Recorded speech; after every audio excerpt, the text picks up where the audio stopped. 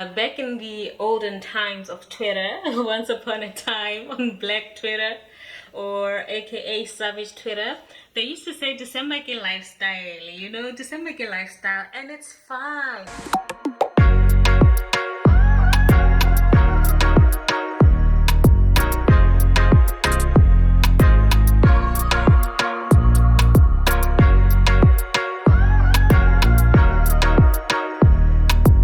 Hey guys, welcome to my YouTube channel and happy new year. Guys, welcome back to my channel. If you're a homie, if you're not subscribed yet, you're not a homie, please subscribe. Let's start with the important thing first. I would really appreciate it. Please subscribe. My name is Tali. If you don't know who this honey is, my name is Tali. And this is Money Chats. Welcome to Money Chats. We haven't done Money Chats in a very long time, and I decided let's start with this for the new year, right? So today I'm going to talk about January blues. Every time we come out of December, you'll hear people complaining about January, and today I just want to talk about how to never have January blues ever again. And one thing, if I may just flex a little bit, my husband and I usually actually go on holiday in January because that is when you'll find there's less people in your tourist attractions and stuff. So if there's anyone who can talk about not having January blues, it's your girl, okay? So I just want to talk about how we can do away with this January blues forever. Like, can it be a reality? Can it be a reality for us? Right, so the first thing that you want to do to never have January blues is to plan ahead.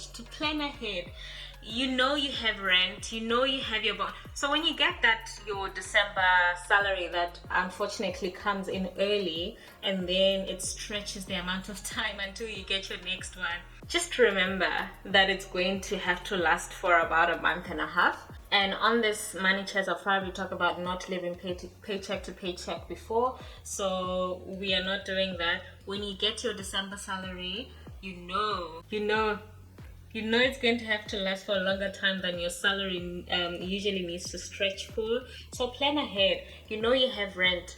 Or if you're like me, you know you have a bond. If you have children, you know there's school fees, there's stationery, there's uniform, new shoes, things like that. Plan ahead. Let us be the adults that we need to be, guys. So plan ahead. Provide for your uniforms, your stationeries, your rent, your bond, all your important life expenses before you go on your spending spree in December. Plan ahead. Put money away. Lock it up if you have to. If you're one of those who easily falls for marketing gimmicks that go on, companies go hard on marketing during December because they know that's when people are more open to spending. Know that. So let's start now, January 2024. Let's get to January 2025 and never say January blues ever again. Let's do away with that.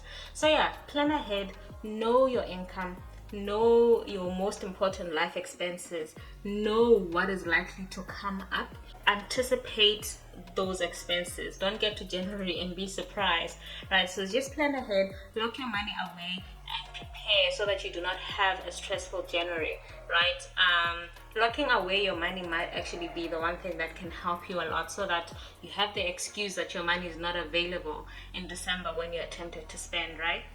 So that's the first thing, to plan ahead. The second thing is to be realistic, right? Back in the olden times of Twitter, once upon a time on Black Twitter, or aka Savage Twitter, they used to say December ke lifestyle, December ke lifestyle, and it's fine. Be realistic, right? It's nice to have the festive mood in December, and it's nice to spend during that time. Determine exactly what you love doing in that time. If it's spending time with family, make a budget for it. Start now in January, so that in December you have planned ahead, you have put away some money to be able to finance what you love doing. It is a noble thing to spend time with family, and it's a good thing to go on holiday if that's your kind of thing. It's a good thing to, do that bucket list thing that you've always wanted to do. That is fine. Life is for the living. We don't live to work. We live to live. We work to live. So remember that motto. It's fine to spend, just be realistic. And if you're not realistic and you make unrealistic plans, like you're gonna save every single cent of yours, you are going to suffer from something called motivation fatigue. I'll tell you this, and you're setting yourself up for failure. So in order to avoid that, rather be realistic. Know what you love doing. It is fine to spend money on the things that bring you joy. It is fine also to spend money on your loved ones. That is fine.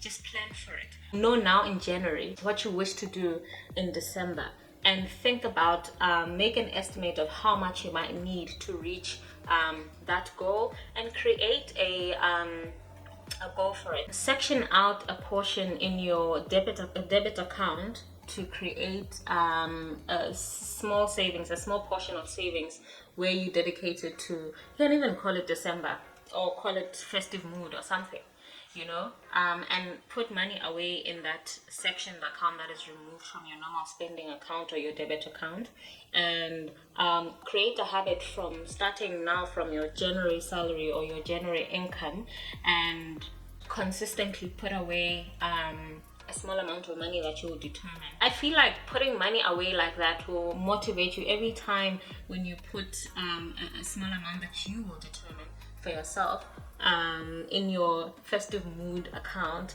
in your December account. It will keep you motivated. You know that you're already planning for your rest time, your outlet time, because I feel like December is like that. It's a festive mood, you know, so create a budget for it starting from now, so that when it gets to that time, you don't get excited by that 13th check, you don't get excited by that early December salary, and then you squander all of it, and then we're back to January blues, right? So yeah, be realistic, create a budget for what you love doing, and spend your money on it. There's nothing wrong with that. It's really good. Guys, I apologize for the wind. There's so much wind in Cape Town today. Like, it's like, it has a summer, guys.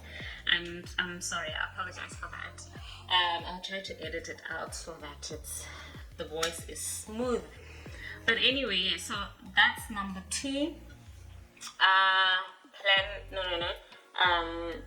What? Be realistic. Plan for the things that you love doing, and plan for December especially, because that is the month where people tend to go out of budget all the time without fail.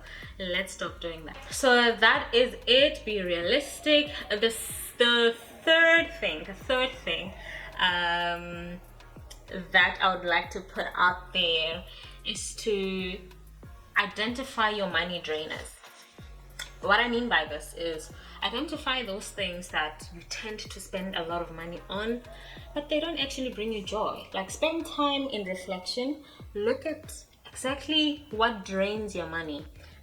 Usually these are things that are connected to our psychological health or mental health, things that we do in those times when we are, we're on autopilot, or we are not thinking, or we are scrolling away and falling for whatever advertisements they throw at us. Those things, for me, if I must confess, for me, let me tell you guys my story. My Shein story. Shein is my money drainer. So I sat down, I did this thing. Basically, actually, the things that I'm telling you guys are the things that I do practice, right? So I sat down at the beginning of the year, 2 weeks ago, and I looked at what my money drainer was, and I discovered that it's Shein.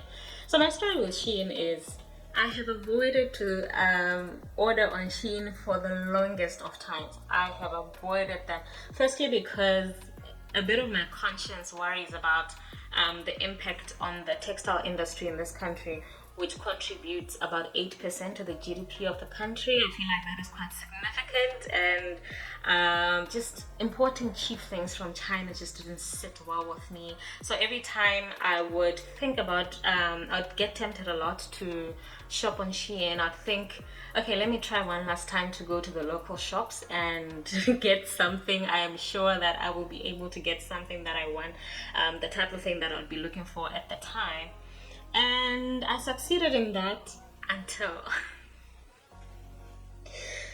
until sometime. Let me show you guys. I have my phone here actually.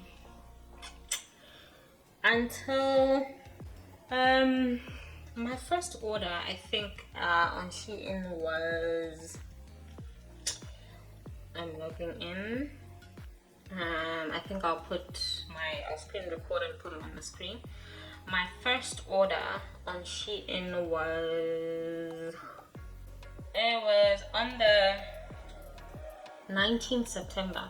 So my first order was on the 19th September 2023. That's how much I set out on Shein.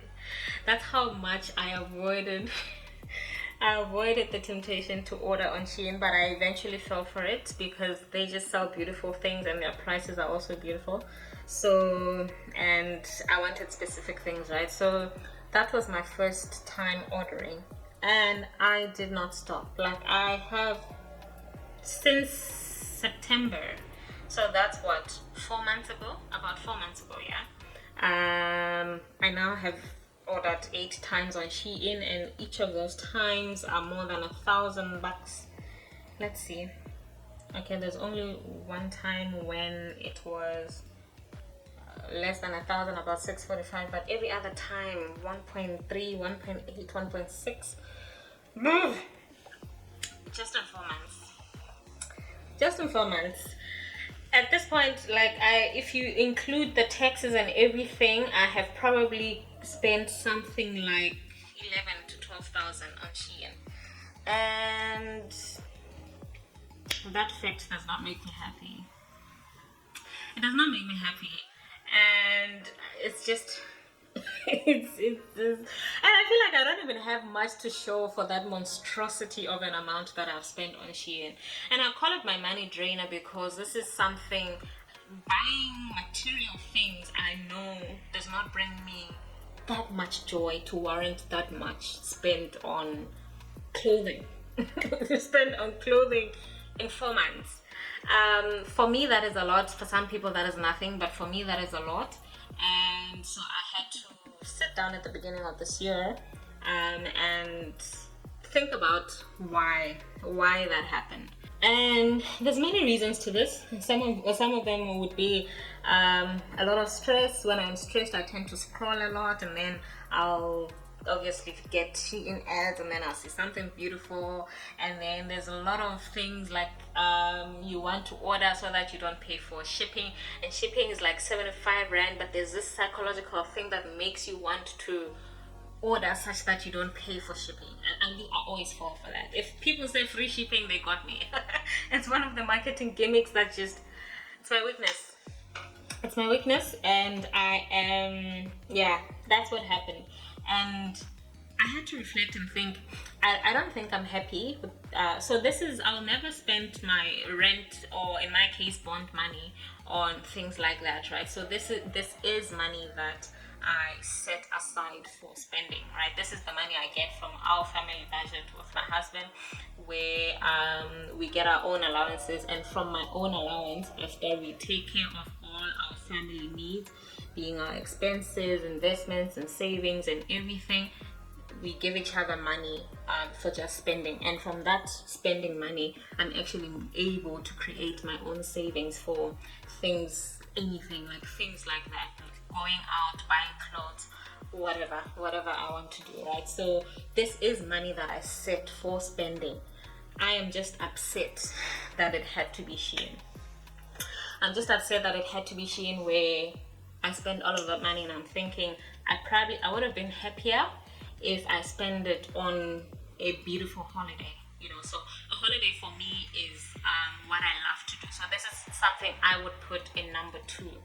I'm realistic with holidays. Like I will, like, money can just drain through my fingers on a holiday and I'll be fine, and that is fine.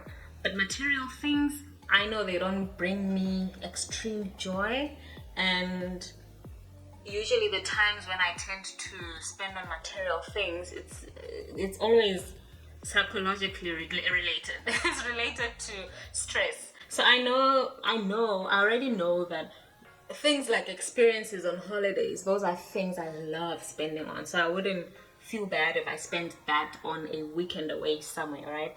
But material things, just they don't bring me that much joy. I know this, right? So this is what I would determine as my money drainer. And once you identify and determine what you call a money drainer and you note it, you can even write it down if you're a writer. Noting it like that will help you, such that the next time you do it or you find yourself spending money on this money drainer again, it will help you have a more heightened sense of caution, and you might be able to avoid it so that you don't have regrets. And you know, some people's money drainers will be things like excessive alcohol, spending excessively on alcohol. There's not many people who can tell me that after they spend excessively on alcohol they were happy. And let's be honest, right? So there's things like that. Mine is these material things like spending on clothes. This was my 2023 money drainer. In 2022 I had another one. So yeah, know your money drainer, so that you can build up a defense against that habit of spending on things that don't really bring you joy, and be realistic with it as well. Like, so don't say, like in my case, I can't say I'm gonna stop spending on Shein forever, you know, things like that. That is unrealistic. But when I do spend on Shein, now that I've noted and I've seen that it is my money drainer and I've identified it as one, when I log on to the Shein app, I am aware and I'm conscious and I remember that, hey, this is a money drainer. Do I really need these things? If there's really something that I need, and maybe I'm even painting Shein as being so bad, there are things that I've gotten from Shein that I absolutely love and that I've struggled to find from local shops, right?